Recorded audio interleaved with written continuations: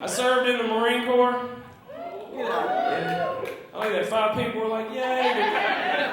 The rest of you are like, that don't look like the Marine Corps. I'm originally from Georgia. Thanks. Unfortunately, I've been living in Seattle for the last 7 years, and what I learned is that being from the South is awesome if you're still in the South. And here's what bothers me the most about it. My mom is from England. She has like a full-on British accent. Do y'all understand what I'm saying?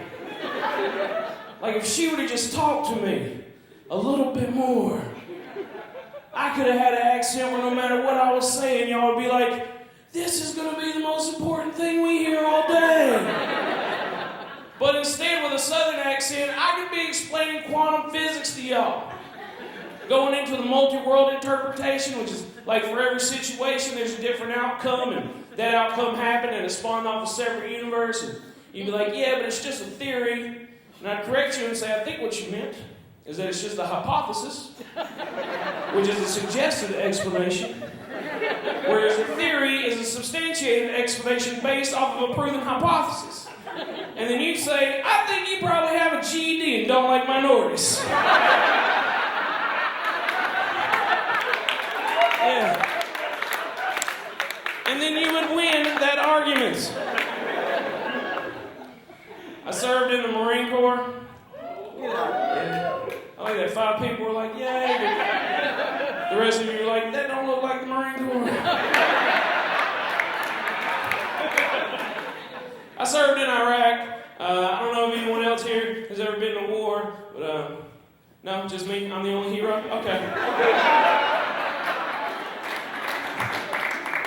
Going to war is not the hard part. Coming back is where it gets weird, because everybody wants to ask you questions. Like, as soon as I got back from Iraq, everybody was like, oh my God, Mitch, when you were in Iraq, did you ever shoot anybody? And I was like, nah, man, relax, I was a helicopter mechanic.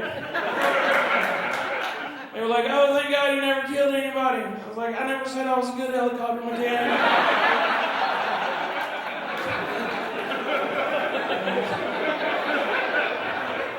I don't know why people laugh at that joke. Troops died of that joke.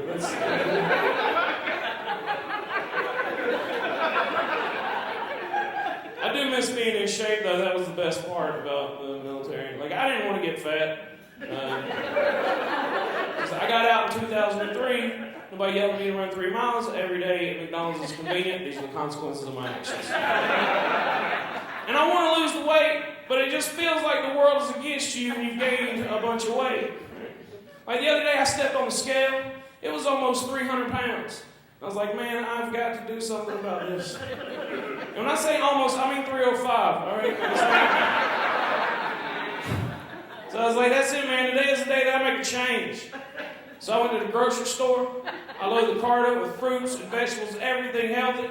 And when I went to check out, my credit card got declined. I got home, I checked my email, Capital One declined the charge because they suspected fraudulent activity.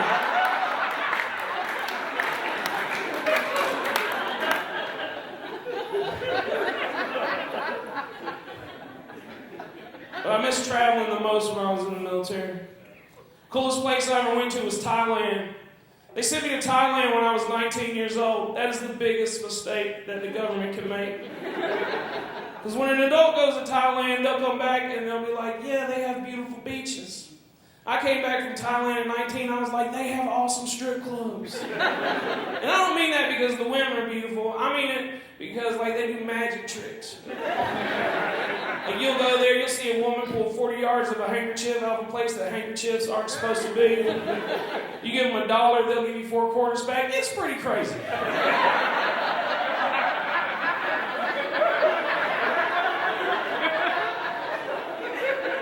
But when I was in Thailand, I saw the most amazing thing I've ever seen in my life. I saw a woman pull a live canary out of her area, right, or her canaria, as I like to call it. Look, you got to understand, I don't mean like she just pulled it out, set it on the table, and then walked away. It flew around the room, all right? It was the most beautiful thing I'd ever seen in my life. It was like a Disney movie came out of there. It was amazing. So when I saw that, I did the only thing that made sense to me. I went home with her. Now look, I know a lot of you are judging me right now. Like, that sounds like a good way to get a canarial disease.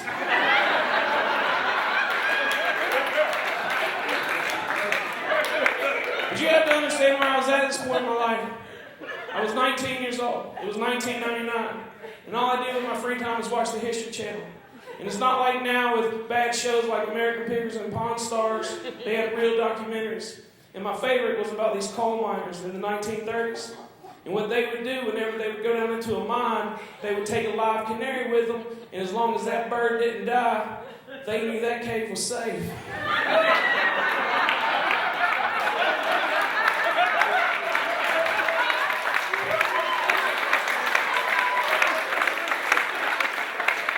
So I knew that cave was safe. You guys have been great. My name is Mitch Burrow.